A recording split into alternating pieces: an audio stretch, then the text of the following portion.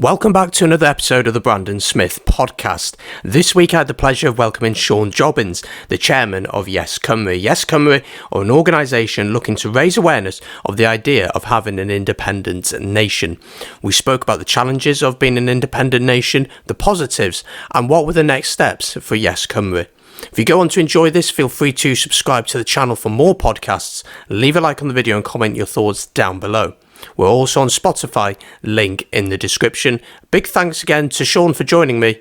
Enjoy the podcast. Thanks, Sean, for joining me. I wanted to know a bit about your background, about how you got involved in YesCymru, because it's not the oldest organisation in the world, we know that, but it's been growing in numbers very, very quickly, especially over the past 2 or 3 years, I feel. Can you tell me a little bit about your background, how you got involved? Yeah, so YesCymru is we're trying to build a mass movement. It's not a political party for an independent Wales. So we're bringing, the whole argument together. So essentially what we're asking for is for Wales to have a seat in the United Nations and to have its own constitution. So other questions then, we'll leave then and we can discuss that later. So it was founded officially in 2016. There'd been a crowd of us before then, but at the time, the Scottish referendum 2014, we'd organised a rally in support of the Scots, I think in 2013 down in Cardiff. People got together. We were excited that Scotland could become a proper nation. And we're also slightly afraid that if Scotland went, then, Wales would be left alone, really. So we started organising in 2016. We had the official launch. And then things have grown since then. And it's grown a lot in the last few weeks as well with COVID as well. So yeah, I was one of the founding members, and then I became chair about a year and a half ago. And you mentioned about the referendum in Scotland. That really was sort of a catalyst for you to start thinking about independence. And as a Welshman myself, my grandparents were very pro-independence, but the argument always was, we're not rich enough, we can't do it, we don't have enough finances. At the beginning, when you started YesCymru, did you have people coming up with the same argument saying we're not rich enough? Yeah, we have this argument. Yeah, we have this argument all the time, and we try and give the counter argument. I'll say a few things to that because it is the big thing, and it's obviously what you raise and other people raise as well, and you'd expect that. As you say in Welsh, do the gan yw'r geiniog. So people obviously worry, but at the end of it, how much does it cost? I was struck during the Scottish independence debate that people coming up with this argument, and I think this is absolutely mad. Scotland is sitting on literally thousands of barrels of oil. Even discard that, this is a very rich country, and people still say, "Oh, I'm not so sure Scotland can be independent." These are the same people who would say that Kuwait couldn't be independent or Norway couldn't be independent. I mean, to some extent, I think this argument is almost something. I think to some people, not everyone, but I think to some people, it's a way of saying, "I don't really want to think about it." And it's too difficult for me to think about. I don't want to think about it now. And it's a way of saying politely to someone, I don't want to engage this argument. And that's fine. And I understand people don't want to. But I was struck when people saying in Scotland, Scotland can't become independent, even though they have the oil, even though they have the offshore energy, even though whiskey is a huge contributor to UK GDP. Then you have hydroelectricity and stuff. This is mad. I mean, this argument would come up literally if Kuwait wanted to become independent. So I think to some extent, part of that argument isn't even almost about economics. There is an argument then for Wales because we don't have the oil. Though I'm sure if we did have oil in the Celtic Sea, people would turn around and say we can't afford it, or price of oil would go down. Wales is a very rich country. We have 15%, 15% of the whole of Europe's tidal power. This is actually huge. We have huge resources into wind power. That outside from the coastal trail, you can see the wind turbines. We have untapped energy in terms of tidal power, in terms of also hydroelectricity once you go down that route, and other natural forms of energy. We also have the benefit of a small population and quite rural, sparsely populated. So that means we actually export anything we produce. By where you are in Llanelwy, in St Asaph, has one of the world's most important optical companies. and these are world-leading companies. So almost everything Wales produces is exported, if you like. So it all clocks up into the balance account. There is at the moment a difference between how much we spend and how much we get in. So that's something we deal with. But this is something any country would deal with. And we've seen this now with COVID. The British state, the day after Brexit, the Bank of England pumped in £250 billion because the pound sterling was collapsing. We're now adding more to the debt because of people, and actually I agree with this, paying people, because there's no work or work is difficult, they're going to stump it up. The UK's debt is £1.3 trillion, but no one says the UK can't afford independence. So independent Wales would, as any other country or any business, say, look, this is our plan, and we could raise bonds, which countries do all the time, and I think a Welsh bond, and that's something some people in the Assembly have also, in the Senate, have started discussing as well, to raise money now when you pay back over 100 years or 50 years, and you can also raise other money from the market. So I think the shortfall there would be got by an element of borrowing, which is the UK does already, and then paying that back. And I think the economic future for it is a very strong one. As I say, we have huge natural resources. We have a strong, at the moment, farming industry. So we export not only dairy and meat products, but also things like potatoes and other staple products. And we have, 7 universities, where most of the students are coming from outside Wales. So these again employ given into the tourist industry. And there are other ways we could be looking at our own situations, okay, how we can, with independence, level taxation to get the money from things we want and not pay for things we want. People in Wales are now paying towards 100 billion, which is more than what the government is paying in terms of policy about keeping people in employment at the moment. 100 billion towards HS2. This isn't even coming into Wales, and it's to make the journey to London 20 minutes quicker. To me, that's a total waste of money. There's a need to invest in rail across the UK. HS2 to me isn't the answer. I mean, people now, we've seen this with COVID, people are working from home. We're having this interview on the internet, and do we really spend that huge amount of money just to get some 20 minutes quicker? But we're giving into that, and that's £100 billion. And with Barnett formula, we should be getting 5% of that. That would be like £5 billion, which would transform rail or infrastructure in Wales. With independence, we wouldn't be contributing to that. We wouldn't be contributing to a Crossrail in London, which is huge. I think it's 20 billion, which is how much that was. We're contributing towards Trident, which over its lifetime is about £200 billion. I can't quite see how Trident's helped us against COVID or any other threat. So we're giving money towards things which don't really benefit people in Wales, I don't think. And so there's a saving there in terms of any short-term shortfall. Then that could be done through either borrowing or raising bonds. Yeah, and I think that conception that people have that we aren't financially able to do it is there's a part truth in there, but yeah, I think there's such an untapped potential in Wales for so many different things, as you speak, so many natural resources that we've got. I want to go back though to the start of YesCymru about the reception that you got, how you guys grew. We know the rallies have been really successful. We've seen them in Avon, Medford, Tydfil, all over Wales. They've grown a lot. And what I really like to see is that families getting involved. It's not just adults who have maybe think about this for 20 years or young people. It's everyone. Can you tell me about the growth and how you gained momentum?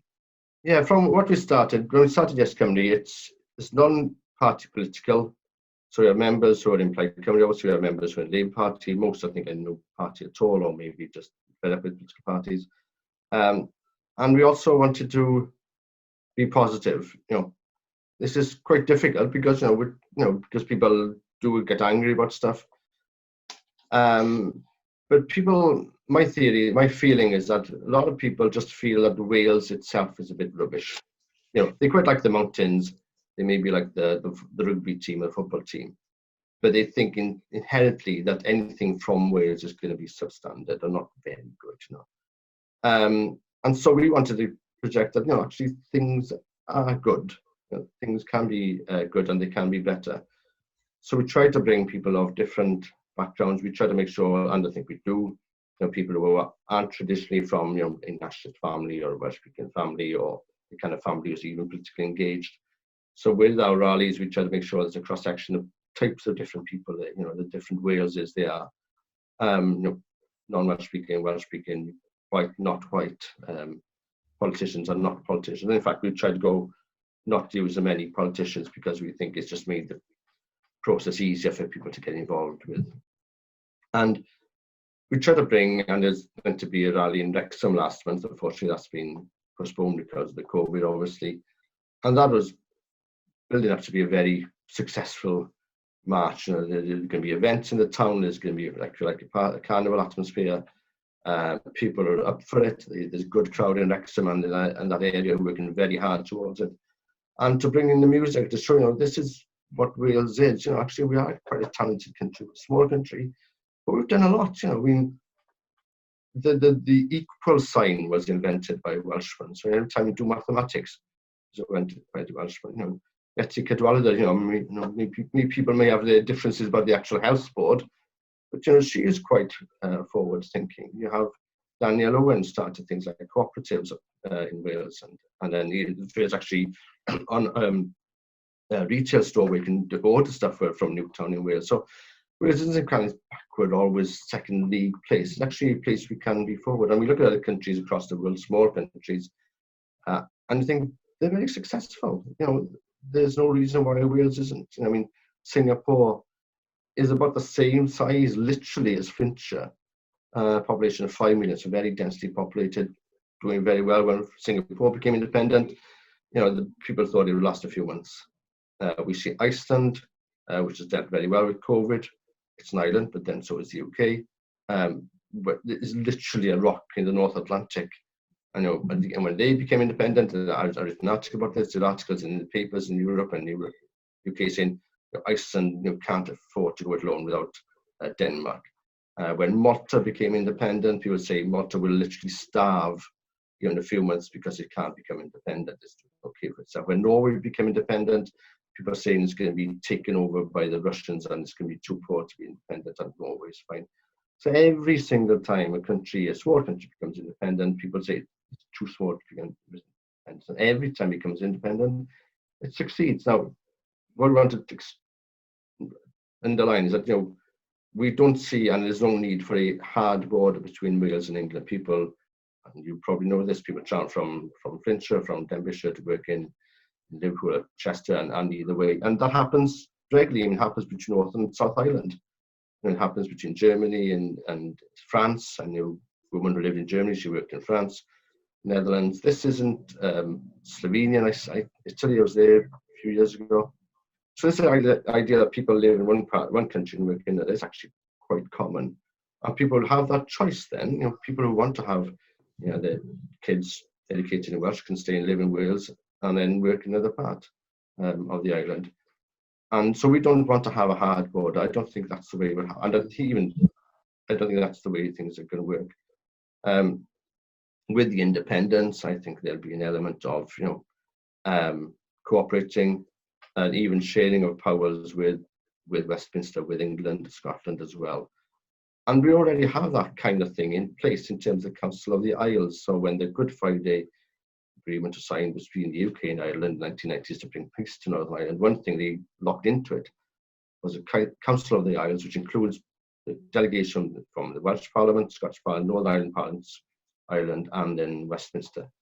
And they meet not very frequently, there's not much power to it. There's a forum there which we could develop and say, okay, there's some things we need to sort out as these islands off the northwest of Europe, and we could do those together. And that's something which we certainly, I'd imagine, would happen post-independence. And I'm really interested to understand the scale of this. So obviously started in 2016, now in 2020, it's gained momentum. But are you at the minute just saying, okay, we're going to see how this goes for a few years, or do you have a direct plan thinking, this is when we want independence, this is how we want it to be done? Or is it at the moment we're building momentum pretty well and we'll see how we go? To some extent, we are building momentum, we're building the argument. We're having our argument improved, hopefully, by people like yourself asking questions. And I mean, okay, we need to sort this stuff out.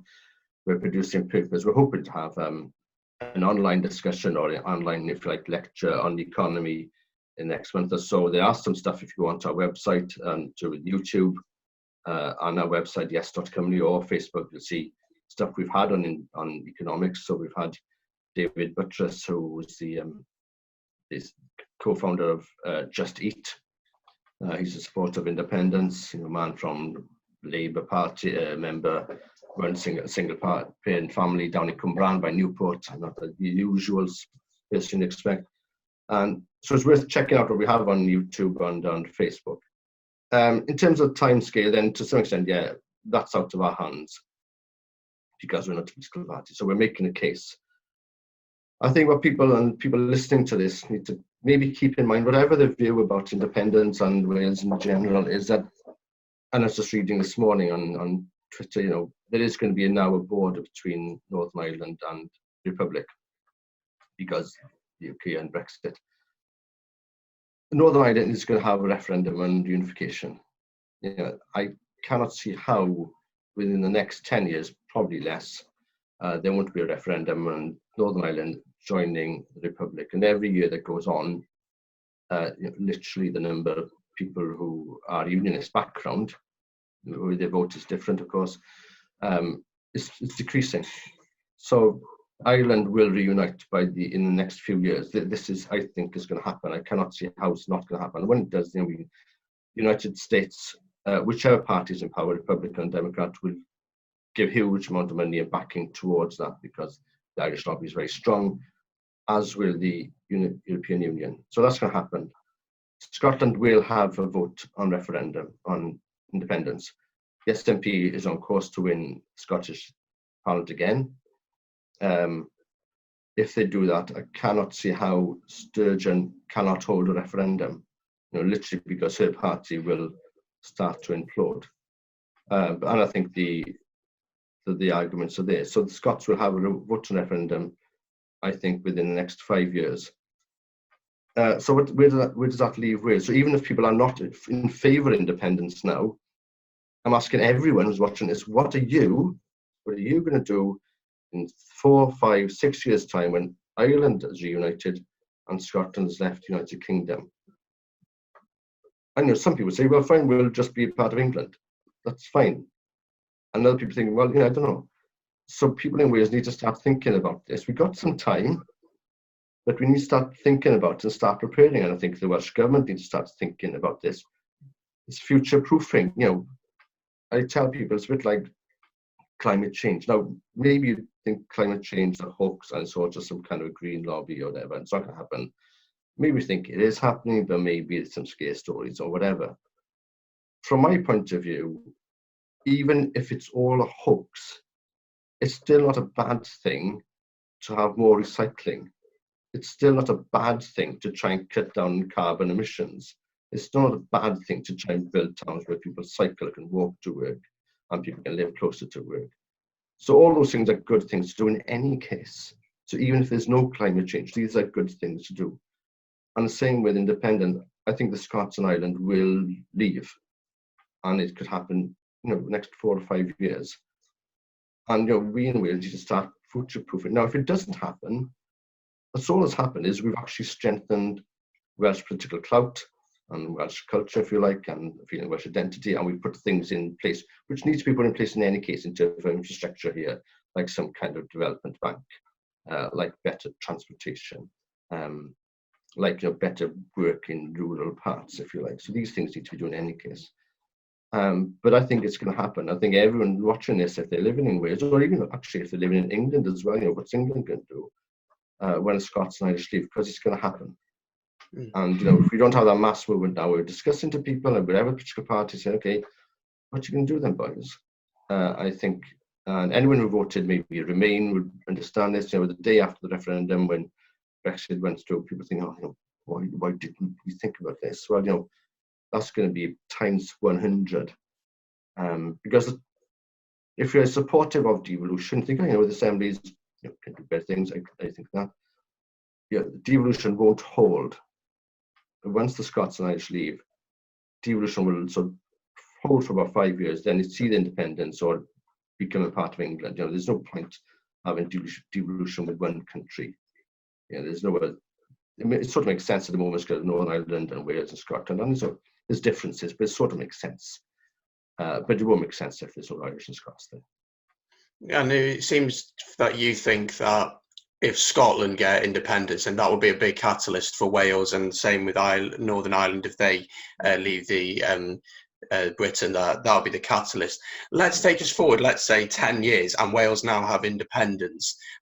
How would this work? Would we see YesCymru trying to get a party on board, or is YesCymru simply to raise awareness for a party to think that, okay, we can do independence? Because traditionally, obviously, Plaid Cymru want independence, but we see that Labour and Conservatives obviously have control from Westminster. So how would this work? Would it be Plaid Cymru getting involved?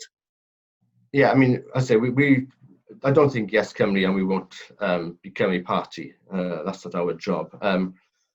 What's interesting to see is that Plaid Cymru now, really for the first time, is discussing independence, and they have an independence commission trying to look at the nuts and bolts of that. How does it work, and what exactly is happening. And I think the Labour Party in the Assembly, the government, the Parliament now, have also asked people to say what they want Wales to be like, which in the future after COVID, that can include stuff to do with farming and education. But I think the other parties need to start discussing. I understand why people don't want to discuss that, and they hope maybe it won't come to that. But I think it's been very naive to think, that if they put their head in the sand, that there won't be a referendum in Ireland. There will be, and if they put a hand in the sand, there won't be a referendum in Scotland. There will be. Now, of course, Westminster may say we won't recognise the Scottish referendum, and that causes a problem because most outside countries don't really care about the internal politics in another country, or they do, but they leave it alone. So if Westminster refuses to give official recognition of the independence referendum in Scotland, that means the Scots, like the Catalans, can have a vote for independence, and even if they vote for it, it's not recognised. And I think other countries then won't want to get involved. So what happened in 2014 was that Britain said, okay, Westminster said, okay, we will recognise whatever vote it is. And then other countries would then recognise it automatically. But I think it's going to be very difficult for Westminster to carry that on for too long, because there's a precedent is given that they would recognise it. So, I mean, that's going to happen. And I think maybe that gives us some time in Wales to think, okay, what is going to happen? Because the crunch is going to come. And, I understand that Labour Party and certainly Conservatives aren't in their mind to discuss this. But sometimes people have to recognise this. And, they'll have to come up with some kind of plan. And as I don't think devolution will hold. It won't, because it doesn't make sense. And we've seen that to some extent with this COVID-19, in that the so-called four-nation approach, where in theory, Parliaments in Wales, Scotland, Northern Ireland and Westminster discussed a common approach. And we saw last week where essentially England, Westminster said, okay, we're stopping this stay home slogan, is be vigilant, and Scots, Irish and Wales said, okay, actually we're sticking with stay home. It's a clear one. And that caused quite a shock, I think. But people are now trying to get back into the four-nation approach, and what it essentially means, because I don't see Westminster ever backing down to the Scots and Welsh and Irish parliaments, is that we accept basically Westminster. And the same would happen if the Scots and Irish left. It'd be, basically, yeah, you can say what you want, Wales, but basically we're not going to listen to it. So the choice needs to be made there. And also, I think, for me, it's a very exciting prospect. I find it rather ironic that some people who are very broadly in favour of Brexit are making a point of small independent countries, Singapore, Norway, Switzerland, and I think these are those countries' populations quite similar to Wales.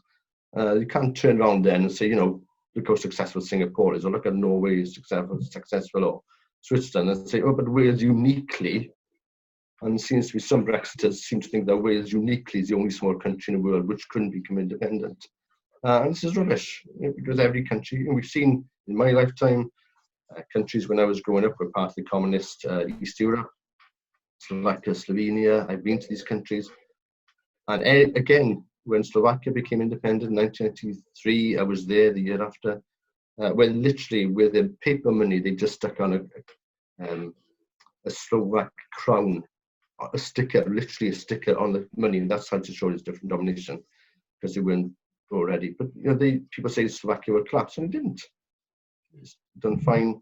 You have to cooperate. You have to be sensible. You have to make deals with your neighbours. You don't build walls. That's a mistake. But Wales will be fine. What would be the major challenges facing Wales if we were to gain independence? Do you think other countries would take us seriously, or do you think it would be a case that some countries would not want to trade with us because we've left Britain, or do you think that would be a big issue for us? No, I don't. Wales is already independent. We're independent in football. Yeah, and if you told someone, if there was no Welsh football team and no Scottish football team, say, look, there was a Team GB, and say, okay, we can set up a Welsh football team, next year, and some bloke like me is pushing for it. People say, oh, Wales is too small, you can't afford it, where's the money coming from, nobody's going to take it serious, you don't have the infrastructure, look at all this money we get because by being part of the FA. Wales, thanks to good people in Wrexham, set up the FAW in 1876. The second in the world or the third, and we're doing fine. We've had some tough times, 1970 and 80. Very difficult. But, we've had, and nobody in the FAW saying, "Oh, look, if only we could borrow some money from the FA in London." We don't need to. We're successful, and people appreciate. And it's actually, I think, and even more so now because we've been more Welsh. We're proud of who we are. People, I think, actually quite appreciate what we're bringing to the game in general.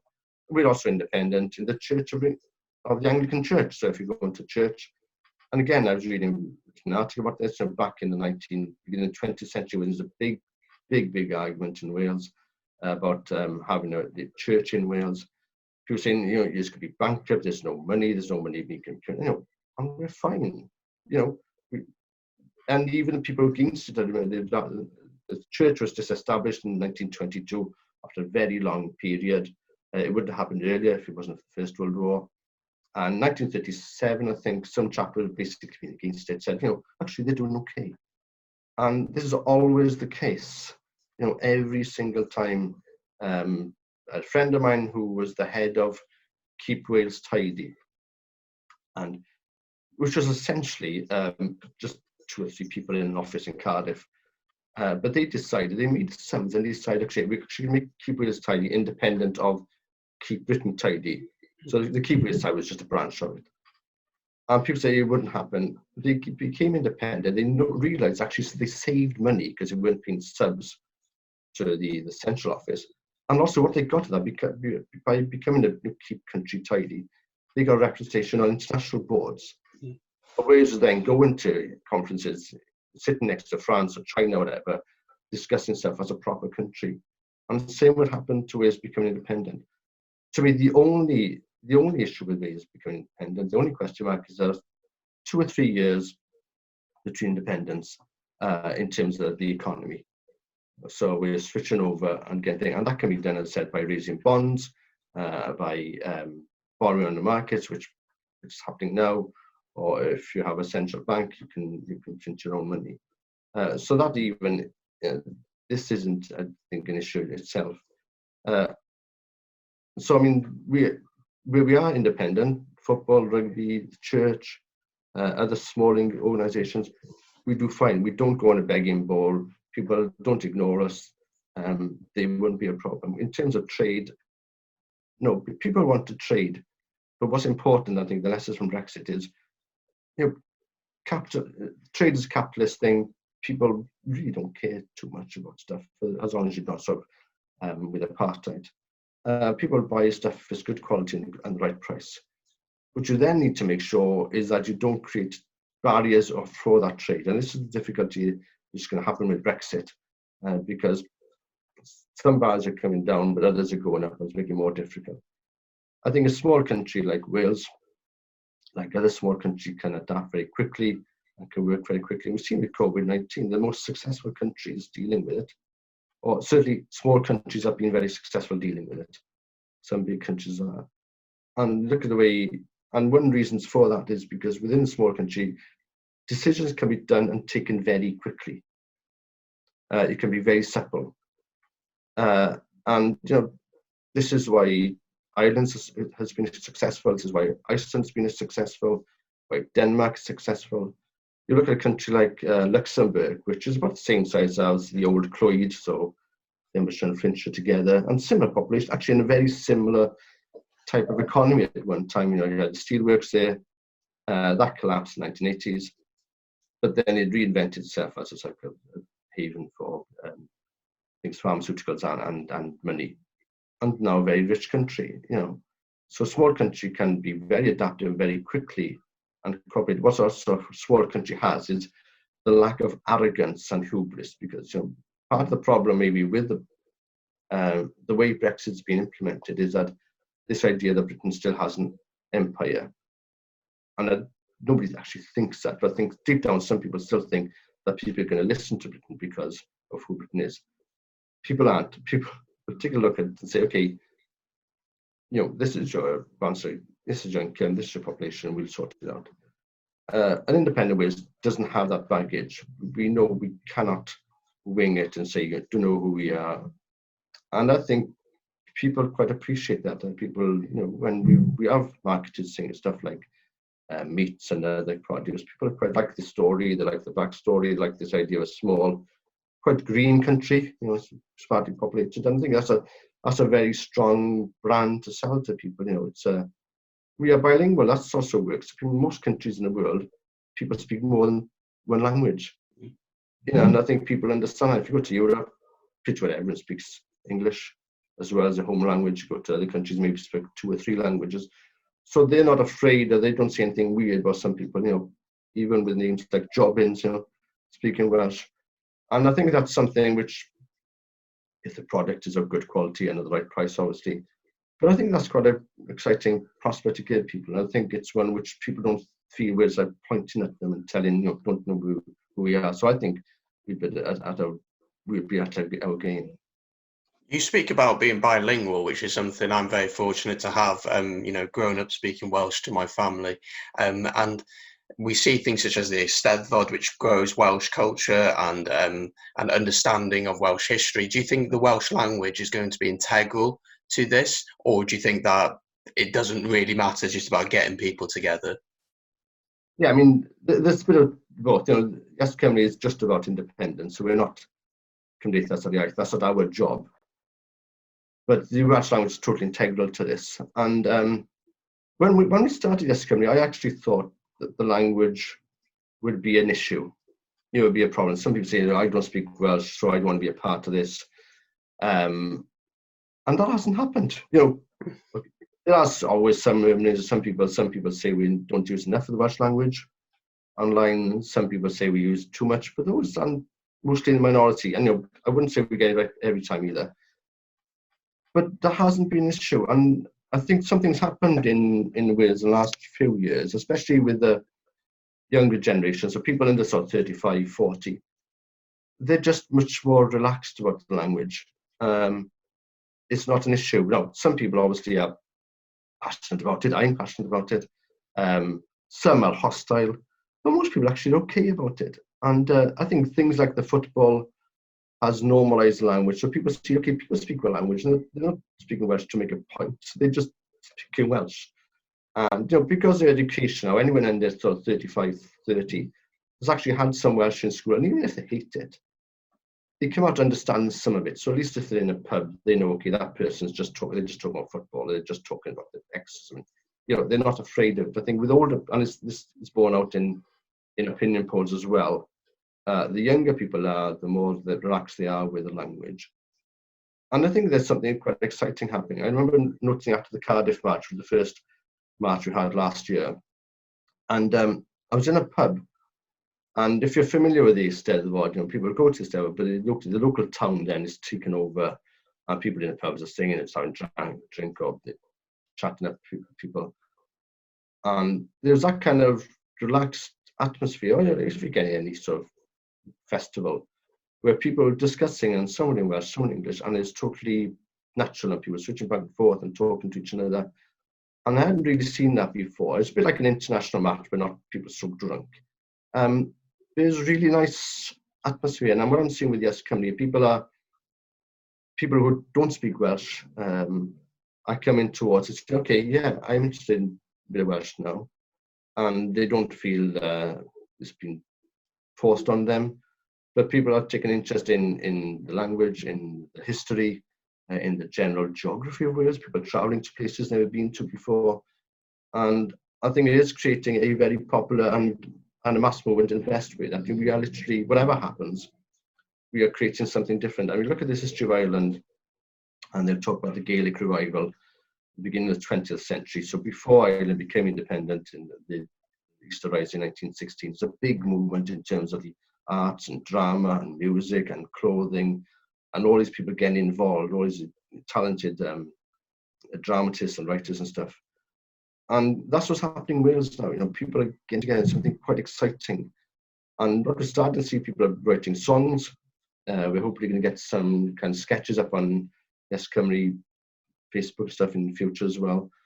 And people are learning something and bringing something towards it. And one of the best things for me in the Merthyr March was that we had two sisters, Kizzy, Crawford and Edith, mixed race background, had suffered some racism growing up in Wales, but they speak Welsh, they've gone to Welsh school and stuff.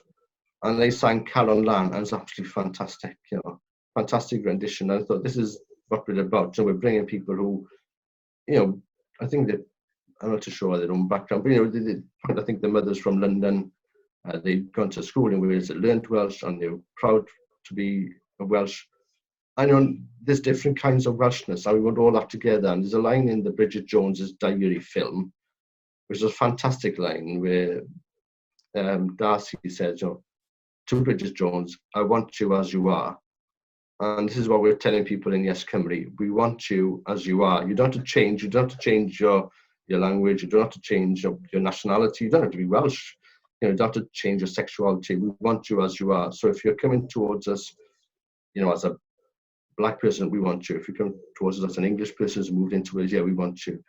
If you're coming towards us as someone who is not implied, we want you. We want you as you are.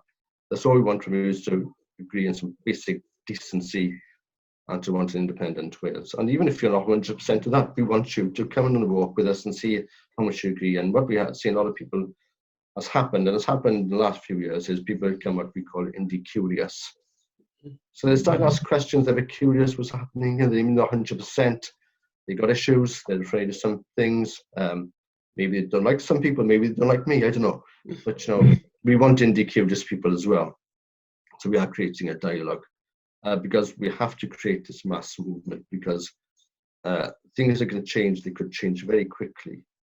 And if we don't have this movement and this education and people discussing stuff, then what will happen is that some people with lots of money will start selling huge lies to people on social media, saying that Wales will become a basket case, and Wales will trick out all English people, and there'll be border guards and there'll be cattle trades and all this kind of stuff, And the only way to counter that is by creating a movement where people say, actually, I know these people, these are normal, decent people. I've heard these arguments, we're countering them. Because we're up against a huge tsunami, and if we don't have a creative, mass, popular, friendly movement, we have no chance. Yeah, I think a lot of people's idea of independent Wales is that we all hate the English, we don't like the English, we don't want them here, and that's just simply not the truth. When I meet someone and I see them making an effort to learn Welsh, I am instantly impressed by that, because for an English person, I'm sure Welsh is very difficult to learn because it doesn't come from the same family of languages. And what we want is for people to come into Wales, feel part of our family, understand the culture. And I think that's going to be a massive way of growing this movement, that people understand the history of Wales, the battles we've had, the struggles we've had, understand the culture, the language, how we as Wales think. I just want to have one more question for you, Sean, just before you go. What is the next step for YesCymru? Because obviously, as you said, it had March coming up in Wrexham, which unfortunately has to be cancelled. What's the next step over the next 12 months or so for you guys? Yeah, well, it's a big pity that the march in Wrexham is going to be, there's meant to one in Tredegar down in Gwent next month, and then in Swansea in September. So we've had to just cancel them. I think it's not, even if things were clear, I think it wouldn't be fair for us to put those onus on the council staff. We then have to try and deal with this kind of thing, and the police as well. So we decided, okay, we'll postpone them for the time being. So I'm not too sure what's going to happen then. We're trying to do stuff on social media. So if you're on Facebook, Twitter, Instagram, go to YouTube for YesCymru there. And we're trying to get some more of these arguments out. So I say we hope to have a few discussions on the economy coming up. We're hoping we can have a live gig online coming up in the next month. That's something we're hoping to work at as well. There's a lot of merchandise on sale, and those are selling very well. And we've had a lot of new members in the last few weeks. And I think people have seen, especially last week, where people saw, okay, when Wales decided to keep with the lockdown, and the simple message of stay home, people I think quite liked that, and they'll say, okay, Wales can do stuff. We certainly need to work with colleagues in England and in Westminster. That makes sense. There's no point having some minister for funny walks and just being pedantic about it. But, there's also an issue where Wales say, okay, actually, on this point we disagree. And I think a lot of people say, okay, we can do stuff. The world doesn't come to an end. It's not a matter of being against the English, anything like that. And I think there's also an issue here, an independent Wales isn't about England. We want to join the world. It's not about, this isn't about you. It's about people in Wales, whatever their background, okay, thinking, okay, this is where we are. There are now almost 200 independent nations in the world. 1945, when the UN was founded, it was like 52 or something, and all those are various sides, and they're all doing their own thing in the world, and Wales can be a part of that. We are part of it in football, in rugby, and it's great. And we can do that in politics as well. And we'll decide some things we need to cooperate. Personally, I'd say, okay, there's some things which an independent Wales could almost share with England. Say, okay, these things actually make sense. From my point of view, we can work with it, and with Scotland and Ireland as well. And the things to say, no, we can do this ourselves. And for me, that's a very exciting prospect. And so there we go, that's the podcast for you for this week. Big thank you to Sean Jobbins for agreeing to do this and being so open and honest about his thoughts. All the links to YesCymru's website, Facebook page, Twitter will be linked down in the description if you'd like to go and check them out. Feel free to subscribe here, helps the channel out and keeps you up to date with future podcasts, and check us out on Spotify as well. Also, if you'd like to, you can follow me on my social medias to know which guests are coming on, to give you an opportunity to ask them questions that I can then put to them in the podcast. Thank you very much for watching. Take it easy. Peace.